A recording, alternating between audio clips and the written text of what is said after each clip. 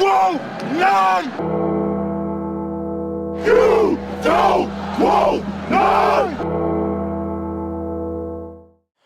What's going on, Tar Heel Nation? It is your favorite North Carolinian, Russ the Tar Heel. And in this huddle, we're going to discuss the number 7 North Carolina Tar Heels finally returning home after 3 straight away games, which they were 3 straight dubs, I might add, to host the Syracuse Orange in the Dean Dome, January 13th at noon on ESPN. But before we get into the details of that one, let's take a look at the updated ACC rankings as of January 12th. And as you can see, North Carolina is currently seated solely on the throne of the Atlantic Coast Conference with an unblemished record of 4-0, followed by Florida State, Puke, the Wolfsack, and Fake, knotted up at 3-1. UVA, Miami, Syracuse, the team that we're about to play, and Virginia Tech are tied with a 2-2 record. Notre Dame is 2-3. BC, Clemson, Georgia Tech, and Louisville are 1-3. And Jeff Capel and the Pitt Panthers bring up the rear at 1-4. So you got to like that, baby. You got to like that. Now, the North Carolina Tar Heels hold a 12-4 record all-time against the Syracuse Orange. The first meeting came back on October 20th, 2009, which saw the Orange beat the North Carolina Tar Heels 87-71 in New York. Syracuse then won again during the 2013-2014 season, 57-45, before the Heels ripped off 9 straight wins against the Qs. The last matchup between these two programs came back in last season, where the Heels went to Syracuse and beat the Orange 72-68. In the 2023-2024 season thus far, Carolina is averaging 82.5 points per game and giving up 69.7 points per game. That defense has been borderline lockdown lately. And Syracuse is scoring 76.9 points per game and giving up 70.7. The Tar Heels and Orange have 2 common opponents thus far this year: Tennessee and Pitt. North Carolina beat Tennessee 100-92, while the Qs lost to the Vols 73-56. North Carolina beat Pitt 70-57, while the Orange beat the Panthers 81-73. So let's take a look at the Orange, as they are now called. The Syracuse Orange are led by head coach Adrian Autry, who is in his first year as the head man following the retirement of Hall of Famer Jim Boeheim. To date, Autry has amassed an 11-4 record thus far. The Syracuse Orange leading scorer is 6'4", 185-pound sophomore guard Judah Mintz, who's averaging 18.5 points per game, tied for 60th in the country, 2.9 rebounds, 3.9 assists. He's shooting 43.2% from the floor, along with 37.2% from 3. Now here's the kicker. Mintz is only shooting 20% from 3 in his 6 away games, and you'll notice a trend with some of Syracuse starters when they play on the road. We'll go over that here shortly. You got 6'8", 222-pound sophomore forward Malik Brown, who's averaging 10.3 points per game, 5.9 rebounds, and 0.9 assists, while shooting 71.4% from the field. There's 6'7", 188-pound sophomore forward Chris Bell, who is averaging 10.9 points per game, 2.1 rebounds, and 0.8 assists. He's shooting 39.6% from the field and 36.2% from 3. In his 6 away games, he's only shooting 27.1% from the field and 25% from 3. Like I said, there's kind of a correlation here, even though Chris Bell had a stinking monster game against Boston College.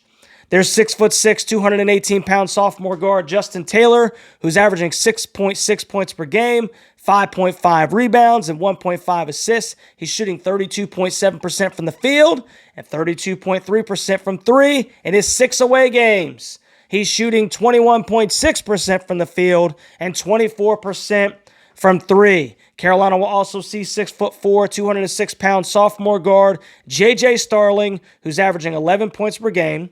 6'11", 230-pound junior center Mauner Haima, who's only averaging 1 point per game, and he plays very sparingly. And then you also see 6'2", 190-pound sophomore guard Kyle Cuffey Jr., who's averaging 3.6 points per game. And now that we've scoped out the bad guys, you already know, baby, it's time to shout out my boys in Carolina Blue, who are led by head coach Hubert Davis, who's in his 3rd year at Carolina and has amassed currently a 61-26 record, good for a .701 winning percentage. So we're back over the 700 mark, baby. Let's keep it there.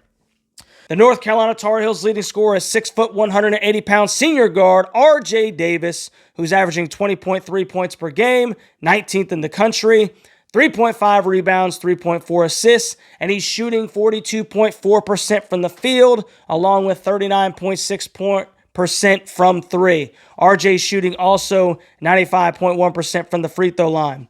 Then we have 6', 180-pound freshman guard Elliot Cadeau, who's averaging 7.1 points per game, 1.5 rebounds, 3.5 assists, and shooting 45.1% from the floor. Elliot's only shooting 25% from 3 right now and 60.9% from the stripe, although his free throw percentage has gone up slightly over the past couple of games. Then we have 6'5", 195-pound senior guard Cormac Ryan, who's averaging 10.8 points per game, 3.4 rebounds, 1.4 assists while shooting 38.3% from the floor and only 28.9% from 3, even though he knocked down 2 early ones against the NC State Wolfsack. And then there's my guy, my stinking guy. Man, there's my guy, 6'7", 235-pound junior guard Harrison Ingram, who's averaging 12.8 points per game, 7.6 rebounds, and 2.5 assists while shooting 43.2% from the field and 42.2% from 3. Harrison's been battling through a wrist/hand issue and has seriously impressed me and probably all of Tar Heel Nation with the kid's hustle and his uncanny ability to keep his head down and affect the game in whatever way he can. I absolutely love this kid, and I need to stink and find me a Harrison Ingram jersey because this kid needs all of our support. All of our support, man. You just want to shake his hand and say, well done, good sir. Well done. He's an impressive athlete. He's an impressive teammate. He's an impressive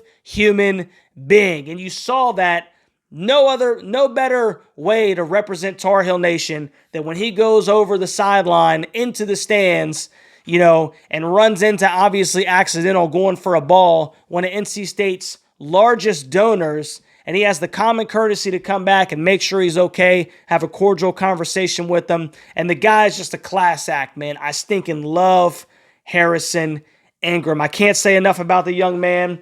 Did I mention that he had 19 boards against the Wolfsack?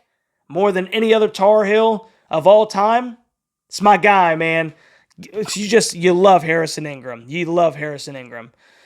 And then we have 6'11", 240-pound senior preseason All-American forward Armando Bacot, who's averaging 14.5 points per game, 10.7 rebounds, good for 5th in the country, and 1.3 assists. He's shooting 52.4% from the field, 78.3% from the free throw line. Mando's coming off quite the battle against DJ Barnes from State, so it should be nice for him to be the biggest man on the floor again, considering that DJ Barnes is like 2 mans, or 2 men, if you will. So now that we've seen the tail of the tape, if you will, let's take a look at Russ's 3 keys to victory. Key number 1, Carolina has got to control the dribble drive. Syracuse has a couple of playmakers outside of Judah Mintz that like to get in the lane, draw defenders to them, and drop it off for easy dunks. They killed Boston College in their last game over and over with that philosophy. So it's going to be imperative that Carolina's guards are really good defensively on the ball. You want to make Syracuse shoot the basketball and minimize their bunnies because it completely changes their game. I'm telling you, if you can keep them out of the lane, if you can keep them from scoring on dunks, which are obviously high percentage, and you make them shoot, your percentages go way up against the Syracuse Orange. Key number 2, sound passing. Carolina needs to be very assertive in their passing, making sure not to send out lazy passes across the court or over the top of the arc. Syracuse is long and a rangy team that loves to get their hands in passing lanes, which generates obviously easy buckets on the other end on the breakout or runouts due to lackadaisical passing. Carolina's got to minimize their transition efforts by being sound with the basketball. Do not let Syracuse start scoring a bunch of points because we're being lazy with the basketball over the top. Back to the fundamentals. Be assertive with your passing. No lazy passes against long, rangy teams that like to get in passing lanes. And key number 3, attack the man. Gone are the days of that dreaded, hated Jim Boeheim 2-3 zone. Autry has the cues and man-to-man most of the time, and they can be very lazy on their switches, which should enable RJ and Elliott to have excellent opportunities to get inside and create some easy baskets of their own.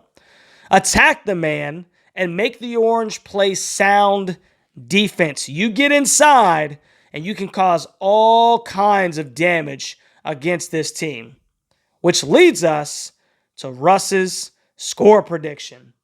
Now, the ESPN matchup indicator gives the Tar Heels a 91.9% chance at beating the Syracuse Orange in the Dean Dome.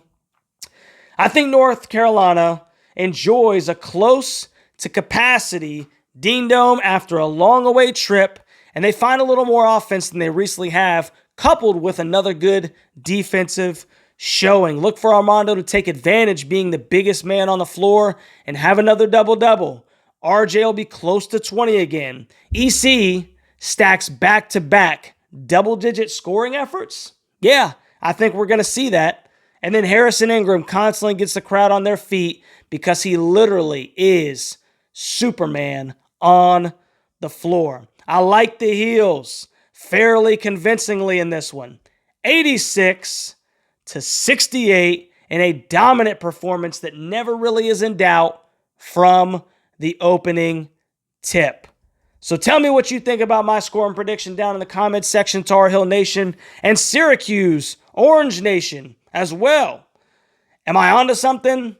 Or am I sitting down at the end of the bench, complete with a pair of bifocals and a clipboard, looking like I've never watched a basketball game in my life? I'm sure there will be some Syracuse fans that say the latter. If you haven't already, please like, share, subscribe to the channel. We are almost to 1,000 subscribers, bro. It's crazy. And if you really want to help your boy, consider becoming a member of the Huddle Hooligans. It's only $4.99 a month, and it opens up a couple of perks right now. They'll continue to grow, and it also helps me to continue to build the best product that we can put together. Just for reference, this is just for reference so you guys know that I'm not over here just raking in the dough. YouTube pays me 14 cents per every 1,000 views. So all you got to do is go look back through my videos and you'll see, hey, we're broke. So that's just for reference, man. 14 cents. And you got to think, man, these videos, they take me at least 2.5 hours, sometimes 3 or 4 to brainstorm, make, edit, and then post. So everything stinking helps, man. Shout out to my 7 besties. Carlton Van Hoy, Scott Chef, Preston from Greensboro, Lack Ragem, Coconuts and Grits, Elijah, and my man Dennis. Thank you guys so much for your continued support. Don't forget, live stream tomorrow at noon for the Orange and Heels, so make sure that you come and hang out with your boy. I'm back, baby. About 80%. Looking forward to it, bro. Once again, thank you guys so much for all the well wishes, man. The get well soons, the thoughts and prayers. I'm coming out of it, bro. I actually was able to go to work today, which was, just night and day from the last 2 days, which were absolutely miserable. And so I'm on the up and up, man. Thank the Lord. So thank you once again for your thoughts and prayers, man. And I'm looking forward to hanging out with Tar Heel Nation tomorrow at noon to watch the Heels defend the Dome against the Orange. We'll catch you tomorrow, baby. We'll see you mañana. We'll catch you on the next one, Tar Heel Nation.